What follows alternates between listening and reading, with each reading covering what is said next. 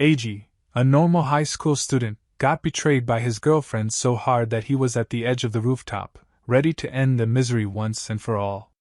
However, there was something else planned for him. The manga starts with our main protagonist texting someone. Up closer, it seems like he was texting his girlfriend, Miyuki, who seemed to turn him down from something. Eiji writes her back with cheerful praises and wishes. It was not a normal occasion. Rather, it was their special birthday date that they both planned so hard for, and he can't believe that she even rejected him on such a day. As he sits there wondering why he even bothered getting up and readying himself, we hear the loud train track noise over and over again. We learn that Eiji mustered the courage to confess his love to his one and only childhood friend, and with perfect timing, they both decided to date each other last Christmas. Everything was going very smooth with them until recently, and things had been a little weird. Just one glance at her and anyone would know for a fact that they are not childhood friends, and the aura and presence she has is somewhat of an idol's, and that is why almost everyone in the school considers her to be the beauty queen. He himself finds himself too lucky to be able to date such a person, and he has been very respectful and patient, and they have gotten to the point that they haven't kissed each other yet. This time it was very different, as he himself knew that she would never dodge a date and time together, but today it is clear that she is acting and making excuses. Although he was ready, he decided to just go to the restaurant they both planned to visit. Eiji thought that it would have been a waste to return home, since he went all out on this date. He twirls through the horde of people and soon he came across the place they planned to watch a movie together. Eiji imagines how it would have been for the both of them, and this time he would surely push the gas and push their relationship forward. Eiji made sure to make her feel comfortable and never, ever pushed her to the point where he would be taking advantage of her.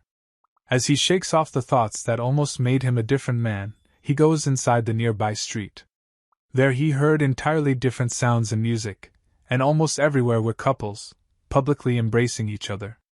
The place that he ended up just near the location they were supposed to meet was a love hotel district. As he saw what was going on around, he blushes from embarrassment, and quickly realized that this is an entirely different thing from what they planned. His mind shifted to fantasies again, and he imagined how their pace of relationship could skyrocket, and they would finally visit a love hotel and go a step beyond. As he imagined her erotic face, and blushed even more, he was ready to leave the place. But there he heard a voice that he knew was of someone he knew. From the back, two couples were teasing each other, playing around with each other. And there, Miyuki was actually present in the love hotel district with a different man, holding him closer to her chest and having the best time of her life. As it seemed like they were in a deep and loving relationship, Eiji quickly called out to her with a weak and stuttering voice. Eiji was told by her that she would be working on something that her school gave her, and she would have to spend some more hours in the school. But in reality, she lied and went to the love hotel with a different man by her side, and was having the best time of her life.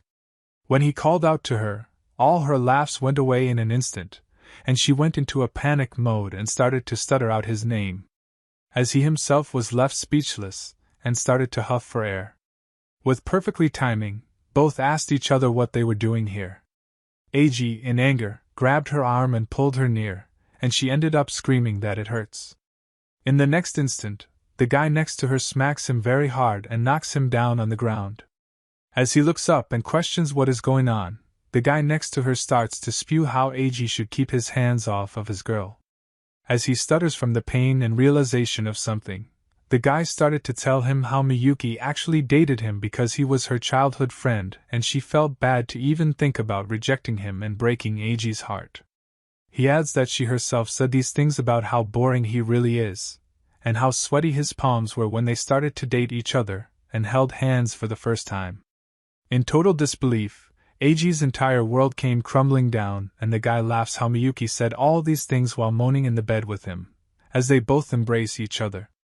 As he heard this, the thin thread that he clung on snapped as well, and the pure girlfriend who he cherished more than anything and respected and trusted the most, was actually saying the most painful words about him, while embracing a different man. His poor eyes widen and he prayed to God that this all be just a dream. He starts to panic, and the guy started to continue and mention that if she still likes her nobody boyfriend that much, she can end her ties with him, and with a cold voice he tells her to either break up with him or break up with me. Immediately she starts to cry like a victim and beg him to stop and not end their relationship. She cries that she even went all the way with him, since she knew that he was the one for her. She even told him that she would die if she were to be separated. As he patted her head, Eiji was devastated to every extent. And the lowlife passed a big wide smirk, letting him know that he has his girlfriend wrapped around his finger. He pets her and tells her to scream out aloud what she thinks of him. There Miyuki starts to tell him that she thought of him as a boring, clingy stalker who pestered her more than anything, and she tells him in a cold voice that he was an abusive and horrible boyfriend. As she said this, poor Eiji just couldn't believe that this was the stop to his life with her, and the way she is handling and ending it made it something traumatizing, and she ends everything that they had together and warns him to stay away from her, and there is no way that he can talk to her in the school. That day, after those two splashed him like an insect, destroyed everything that he cherished and trusted, he returned back to his home. His mother and older brother greeted him with a bright smile and asked if he is hungry and would like to eat something since he ran away in a hurry and didn't even took a bite. Eiji tells his brother that he is okay and quietly went to his bed. He just lay there and kept thinking of the thing that he just went through and how it was so simple for the two of them to end and stomp on him. He even started to skip dinners, and every time he would close his tearing eyes, he would get nightmares of the both of them embracing each other while laughing at Eiji. Both of them would laugh and spew how he just wasn't enough for her status. And every time he would pray for these nightmares to end and beg to let him have some peace. Soon, poor Eiji came to the point that he started to fear falling asleep. After taking some time off, he went to the school again, and as he walked quietly, his friend surprises him from the back. There we see that Eiji was in a bad condition, as big black bags were under his eyes indicating that he wasn't able to sleep at all. As his friend asked how his love life is, he dodges the question. In front of him, he sees Miyuki casually walking and talking with her friends. He remembered how in the past she would always call out to him and would pursue him as they were kids. Mustering up the courage, he decided to call out to her, and just as he was able to reach her, she notices this and glances back at him and calls out his name. Miyuki's best friend quickly gets in front of her and tells him to stay away, telling him that he is a disgusting and low-life creep, as she threatens him and warns him how she would end his life in an instant. Eiji never even did anything, and he just stood there wondering what was the crime he was being punished over. After school, he was inside his blanket again, since that is the only time he feels like he is safe.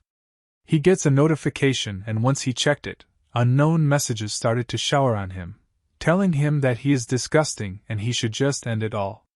In an instant, his entire feed was filled with painful and dark messages, all blaming him for being a pervert, creepy and abusive piece of trash that should just disappear. He starts to gasp for air, and the messages piled up one after the other. He quickly throws away his phone, and the notifications and vibration from his mobile went on all night long. The next day, he was shaken to the core and went to the school. Somewhat he was sure that the prank happened to him was done by Miyuki's best friend. He opens the door to his classroom, and inside no one bothered him, but as he sat on his chair, he started to hear all sorts of gossips about him, and how he was the worst, an enemy to women, a stalker, a predator. His entire classroom was against him, and they went on and on. He speaks up and tells them that he didn't do anything, and Miyuki's friend slams his desk and tells him to shut up. She starts to tell how he stalks the two celebrities of the school and how there were multiple people confirming that he would stalk Miyuki. It was clear that all hope was lost for him, and he was at a state where nothing was clear to him. As he ran off to eat his lunch on the rooftop, he ate it with dead and tired eyes, and his club also reminded him that there were no club activities since there was a strange rumor going on. All the classes that he once thought he could rely on were no longer there. He musters the courage to visit the club president and ask for his help, but as he was to open the door, from behind, every single person on the other side were agreeing how he was actually creepy and looked like a criminal from the very start. They start to fight how he recruited him by mistake, and how they should just kick him out. Hearing this, tears began flowing from his cheeks, and he was sure that he was fighting a fight where he was alone, and the number of enemies against him were endless. He goes to speak with his teacher who could help him, and as he went to her office, there Miyuki and her friend were already present, and shared how they were being followed by Eiji all this time and how they were scared. Miyuki herself agreed that everything is terrifying for her. Eiji immediately dashed off, knowing that he is fighting a losing battle that is going to swallow him in a black hole. And this would be the end of his high school life. To perfectly corner him, the bullies even started to threaten his parents, and warned him that if he were to snitch or call for help, they would visit his parents and settle the differences there. As he returned home, his mother was sure that he was hiding something too dark and asked if everything was okay with him. He stood there listening to their concerns and quietly walked away. Although he could ask for help, he knew that his parents should not be dragged into what he is facing. They kept telling him to enjoy school, and he finally managed a fake smile, reassuring them that he is doing fine. Miyuki, on the other hand, was the biggest loser of them all. She didn't just lose everything, but she even lost herself. She herself was sleepless and would constantly wonder if everything is just a dream. She was shocked to see that her life that she thought would work out was actually the opposite. She constantly thought how things could have been avoided if she were to visit a different place. And she was also aware that her childhood friend was being severely harassed and bullied to the point that the whole school enjoys it. Every time she would see him, she would start to cry, but would remind herself that she doesn't deserve to cry. It all started when she expressed how slow and steady their relationship was progressing, and Miyuki's best friend introduced her to her senior. Kondo was a soccer ace and was all over the place. Miyuki was somewhat happy to hang around with such a popular guy, and soon she began to feel more comfortable around him, as his seductive talks and praises always blushed her. In the most unexpected way, they both kissed each other, as soon as they were at the stage of understanding each other. She even went all the way with him, and even offered herself to him. As she was guilty at first, he would always badmouth Eiji, and they two began to indulge in something disgusting. Both were enjoying themselves, not knowing that karma always gets back to the people who backstab. Before they were caught by Eiji, Miyuki somewhat still cared for their date that they were supposed to be together at, but Kondo would always spew how he could just hang out with a different chick and throw her out. But after they were exposed by him, after a few days, Kondo broke up with her and completely dumped her as well. The absolutely low-class Miyuki lost two of them and gained nothing out of this, and instead she thought that maybe Eiji would forgive her, but it turned out that Eiji became someone different, and she quietly kept her image intact and framed him as the criminal. As she lost the gem of a human, who cherished her and respected her with everything, she lost a man who would have held her hand all the way through life. As she cried and wept for what she did. On the other hand, the bullying got more severe and people would find every excuse to hurt him, and remind him that he is trash. As he entered the class, their board was covered by harsh words regarding him and people wrote how he is trash, and even revealed the location of his parents, so students would target them as well. As he looked at this, his world changed more aggressively. The only people he wanted to protect were about to be attacked by these mindless heathens. With pure hatred, Eiji dashes to the piece of garbage who planned all of this, and Eiji confronts him. Kondo laughs and lets him know that it was fun to twist his life here and there, and mocked him for losing his girl and everything. This all was just a show for Kondo, and he had more pleasure destroying his life than spending time with Miyuki. As he smirks, he reminds him that he loves ruining other people's lives. Poor Eiji collapses and falls down from all of this, and later wakes up in the nurse's office. As the nurse confronts him and leaves, Eiji had a lifeless face, and had the eyes of a man who gave up on living in this harsh world. He was sure that no matter how much he would beg, no one would come for his help. His teachers were blinded by the stories of their favorite students, and ignored the other side of the story. And his parents are about to face the humiliation from something that he never did.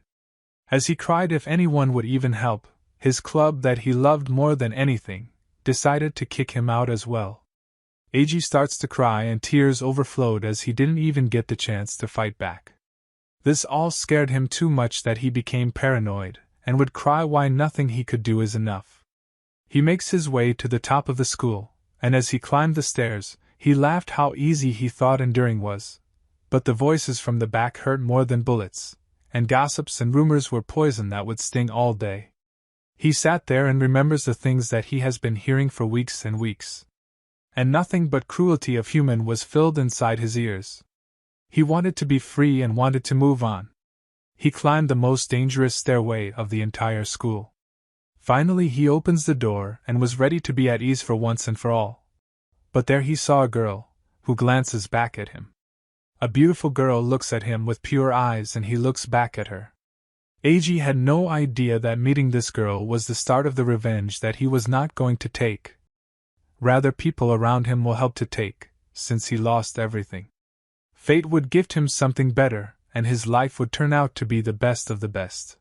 As Eiji stares at her for something, it looks a bit uncomfortable for her, and she asks him who he is and why he is staring at her so hard. With a slight stutter, he replies to her and tells her that he is a second-year student, and his name is Eiji. He starts to explain how he is there to actually skip classes and wanted to shelter here for some time. He reflects how he can't really say out loud that he wants to jump, and wants to do something unimaginable. As he averts his eyes, she mutters his name, and for some time she glances at him, and in the next instant, we get the introduction to our female protagonist, who lacks nothing. Aoi Ichiju stands there. Eiji explains how she is a prodigy that is often considered to be the best student to ever enroll in this school.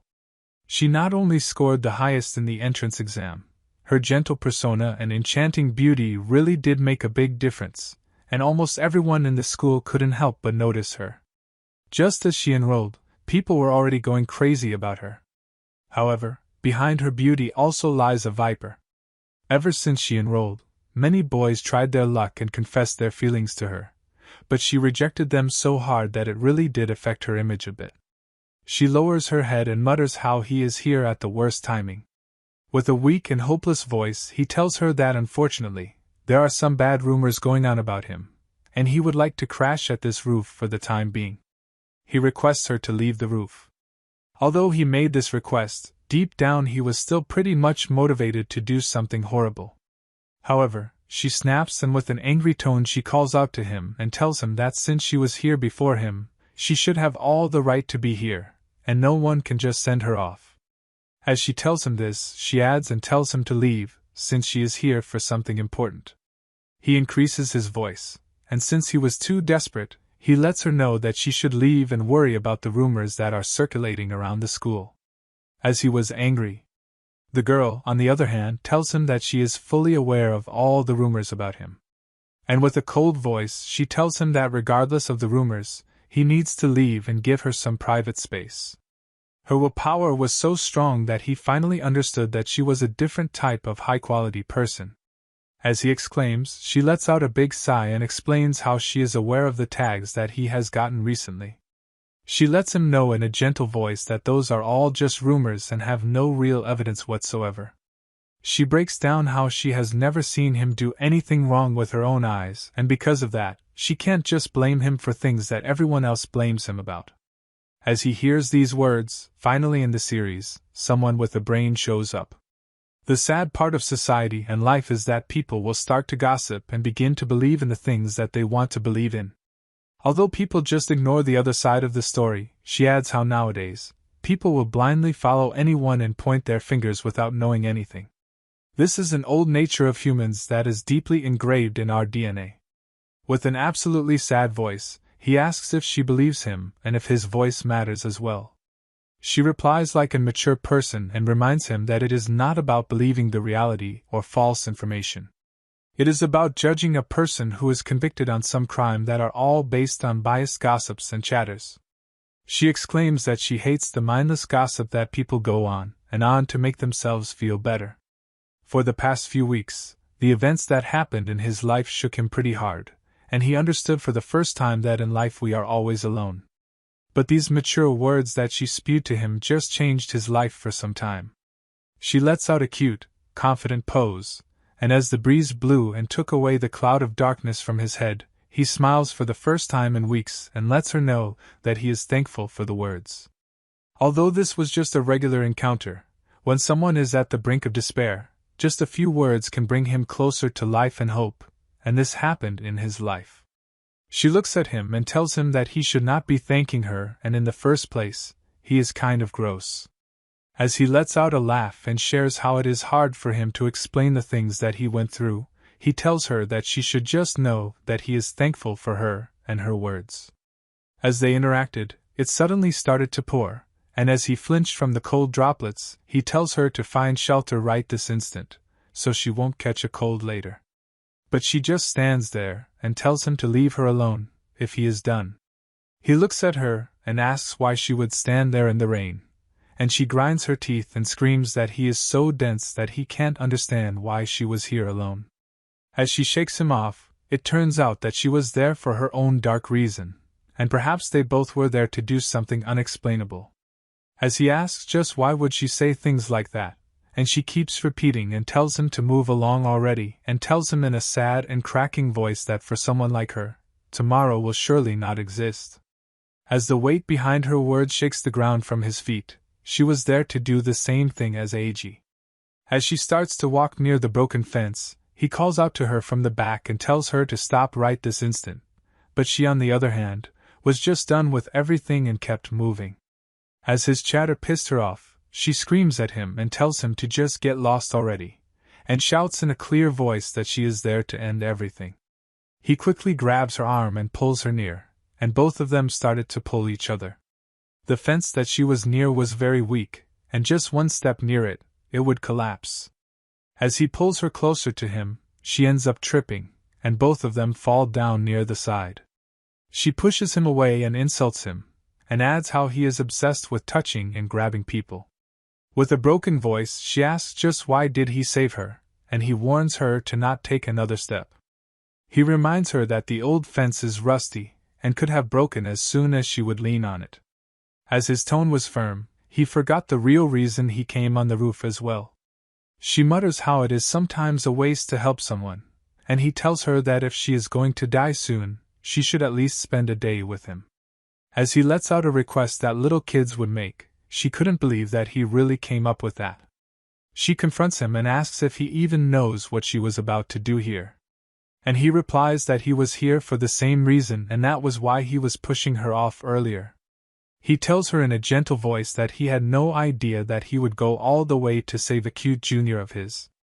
As she hears these words, she couldn't help but heal her own pain. As the rain fell harder than ever, she lets out a beautiful smile and lets him know that living is hard and more painful than anyone can ever imagine. As he realizes that she is fine for the time being, they both couldn't help but smile at each other. As the rain stops, he gets up and asks her to find shelter, and as they leave the roof, a new chapter in their lives begin. He offers her something and brings out a handkerchief of his and lets her know she could use this to dry herself off. She hesitates for a minute, and then he insists, and she gives in.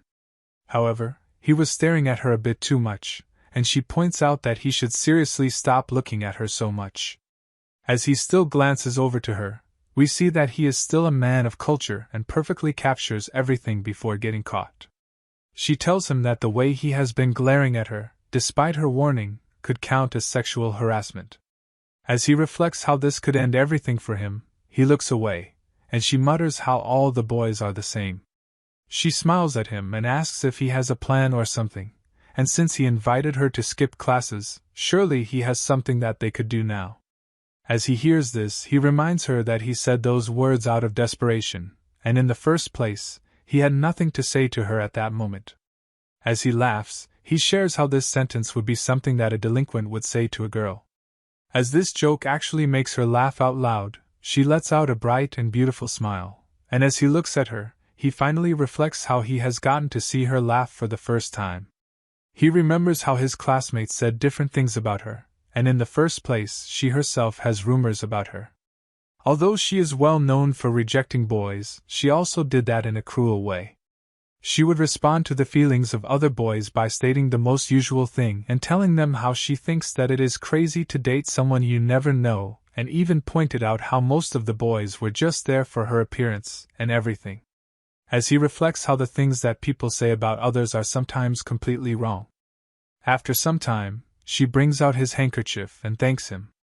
He takes it back, and her stomach lets out an atomic-level alarm. Poor Prodigy was very hungry.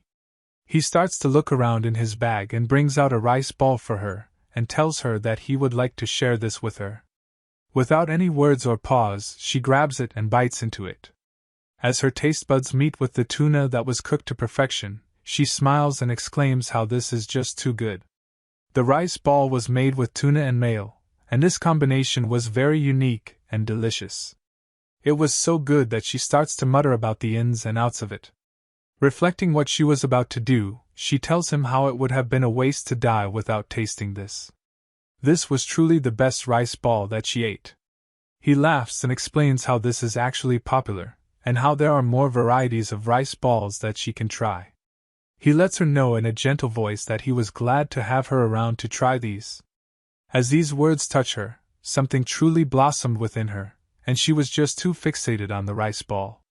She clenches her fists and exclaims that she would like to try more of these rice balls. He pauses for a minute and tells her that to taste more, she would have to come to his place. Now she flinches and blushes like crazy, but both agree. And as they walk near the main gate, it was locked. Aoi was scared and didn't know just how they would go out, and in the first place, they had no plan to leave this school, but now they were too pumped up to reach back home. She asks if there is any other way. She thought about jumping over but added how she is wearing a skirt, and he tells her that there is no other way and she would have to climb over the main gate. She shouts at him and reminds him that she is wearing a skirt and would never do the jump. As he started to tease her, he shares how they would use a different door. This door was only used by people who needed to leave, and it could only be opened from inside, and from outside, it was unmovable. She asks just how he knows all of this, and he shakes her off. He knew that a top student doesn't have a clue about hidden things about school. As he grabs her hand, he was more than excited to take her home. However, in the next second, he realizes that he grabbed her hand a little too hard, and she points out how they just met, and he is already holding hands with her. She shares how this is not comfortable for her, and how if this was a movie, the actor would play it out as something normal, but for her, this is a bit too much. As she switches into princess mode, she shouts and lets him know that she has never held the hand of a boy and he should feel grateful. He blushes and asks just why his heart won't stop racing. He grabs out to her, and they run. As the security guard from the side shouts at them, they both laugh, and there, they leave their pain and past behind to move forward, and AG finally found the person who would move forward with him in life.